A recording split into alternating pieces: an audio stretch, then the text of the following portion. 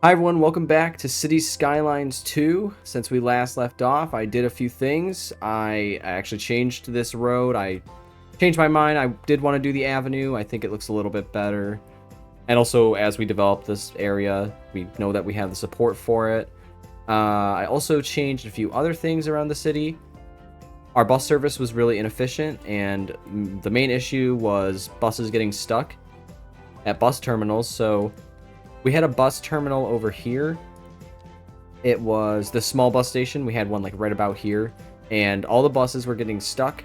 So I decided we had this space over here, so I brought a little road out here, and we have a new central station for our buses, and it's working a lot better. There's a lot of people crossing over here. It's actually good.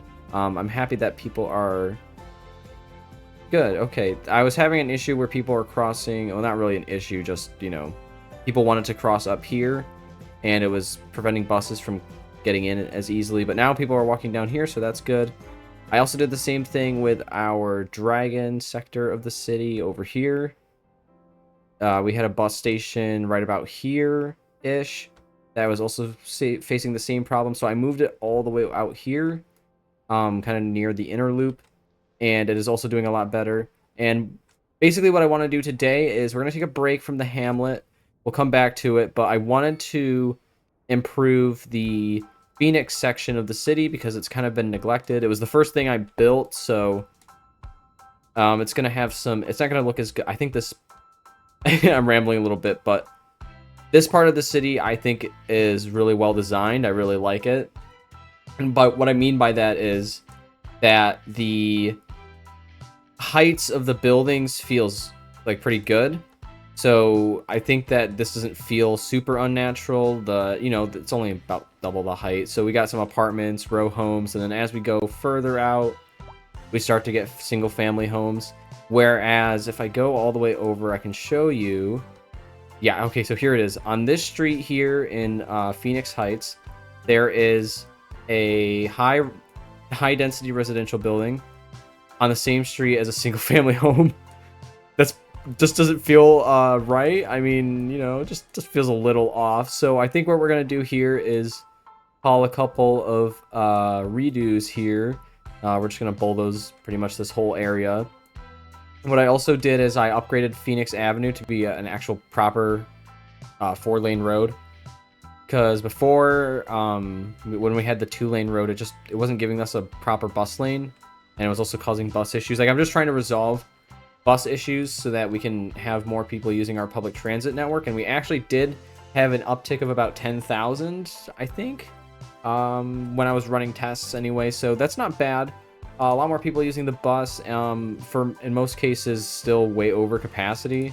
Actually, with this orange bus route, I have a little jog in it. I think it's down here.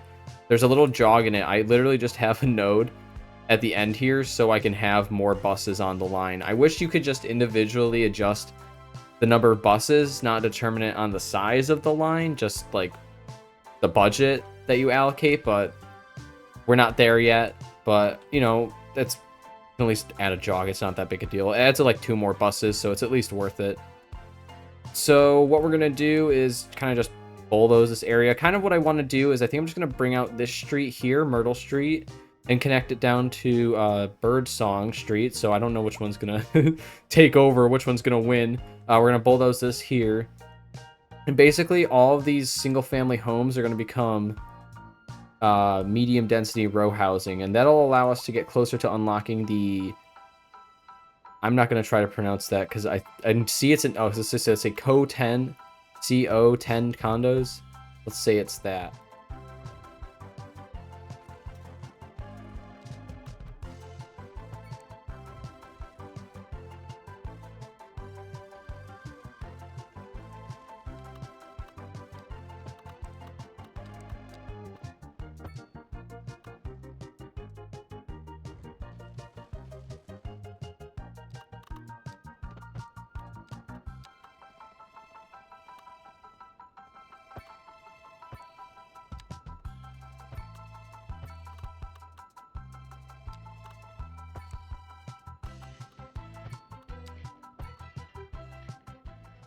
All right, so I think this is going to work a lot better for us. So the next thing we're going to do, of course, is dezone everything here. So we're just going to let the buildings despawn as well.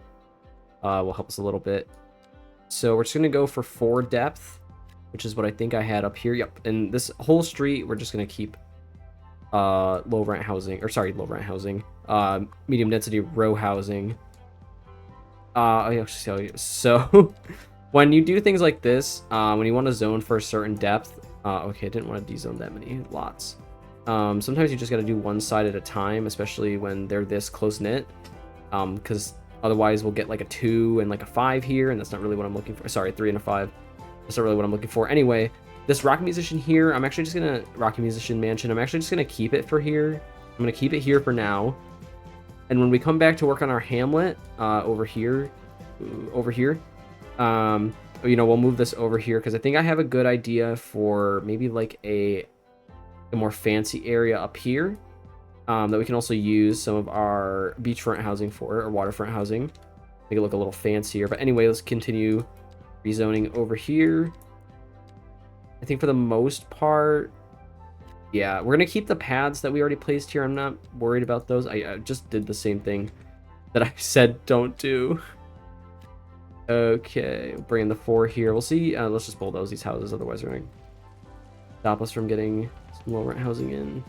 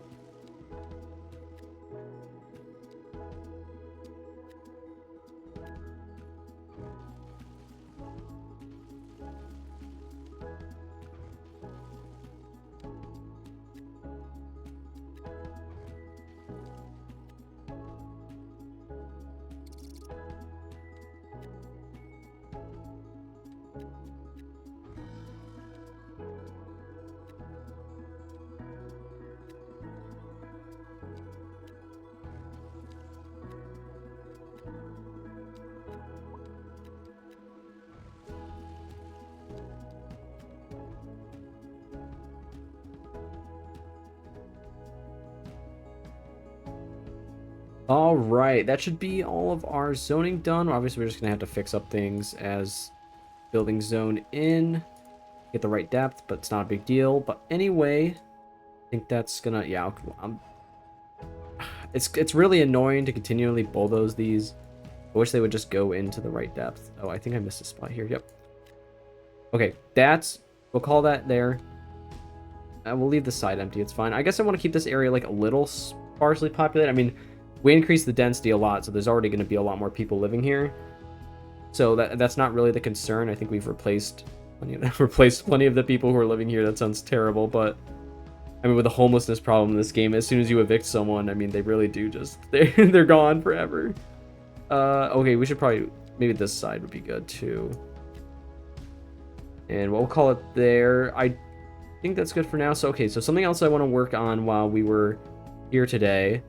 I wanted to think, we probably want to add some more green space somewhere. I'm thinking about adding another park somewhere, because we got a lot over towards our main downtown area here, but I really don't have like anything over here. Maybe a couple small parks, but that's really it. So got to be thinking of a space. We got that amusement park. but nothing huge. So I'm thinking that this area here might be a good spot. So just, you know, just off of the neighborhood we just built. So we can just bulldoze these houses here because I think they'll be a kind of in the way.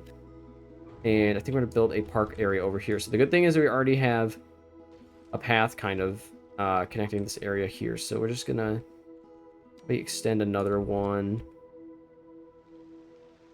Just pulling over here just so that I guess there's another road access to this new park area. And also so we can define its boundary. So I think this is a good size. I know you're going to be like, there's a lot of space over here. I think I want to keep this like mostly forested kind of area.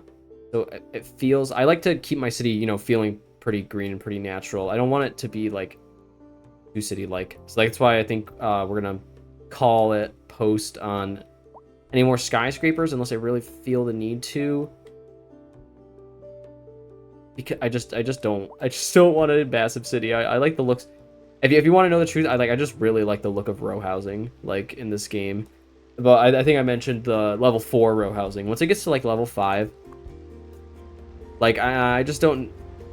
I've seen row houses like this, yes. I just don't like the look of them. But anyway, so for this park area, we're probably gonna want to just bring a road out. So, you know, like this. Let's place it more to the side. We're just gonna place a road over here. We're gonna add some parking, which is the wide parking lot. That's the long. Wide should be good. Oh, it won't fit in here. We'll use a decent one. This is going to be a small park, so I think it's okay to use just the modest ones. We will turn off the parking fee though, because we don't want people paying. And so, like what I like to do with, because it's really annoying, right, that parks require roads. So I like to use the the gravel road. I like to use the gravel road as like the kind of connector roads. It feels more like a dirt. Kind of like a dirt path, like just a fancier dirt path. I guess it's not really, but you know, for some parks, like I mean, they do use the paths as kind of like maintenance roads, so it doesn't feel that unrealistic. But we always got to add a dog park. That always feels necessary. I like the look of the tiny city park, but we are in a bigger area, so I think we can fit the small plaza in here. And let's see what the larger parks give us access to. So the Passage Park is nice, but it's not going to fit here. Large playground. Okay, so these are always good ones to include, I think. Large playground and the small playground right next to it. You can, like... when I was in school, we had... there was, like, a larger... With the little kids had their own playground, right? But then the 6th through... Well, no, sorry. It's, like, 4th through 6th grade had a different playground. And that's just kind of what it's like. We had there's a bigger playground for the intermediate students, and then for the primary kids, you know, it was just this. But you know, it's good enough. So the next thing we want to do is probably just bring out this small plaza's texturing. So I will do that.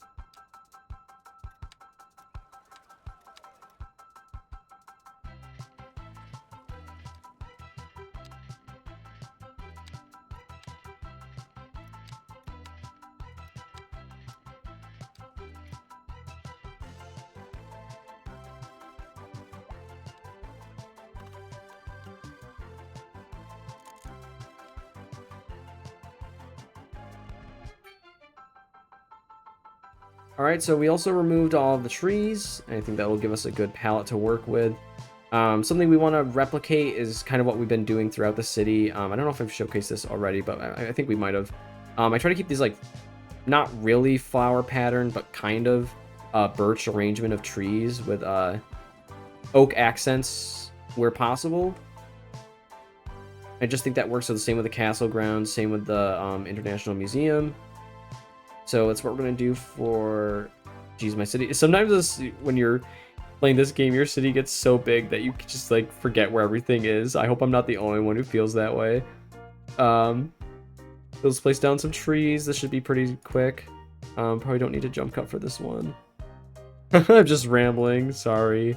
So we do like kind of like a, not a like, so like a negative sign, and then yeah, something like that. And I like to not keep these arrangements like super orderly, just kind of spread apart, but it just helps keep the park look manicured next to what we're gonna keep as like a raw forest, pretty much. We'll do that real quick, and we'll place probably like one more, I think, which should be good.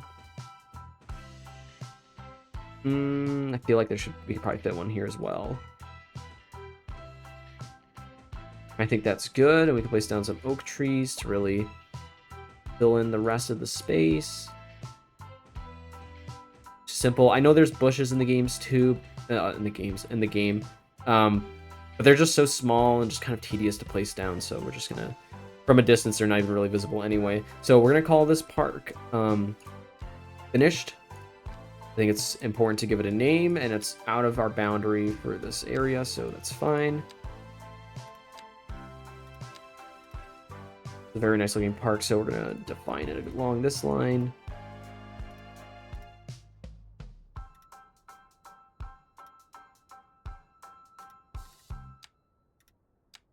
Bingo. Okay, Sunset Springs. If you have a name suggestion for this park, I would love to hear it.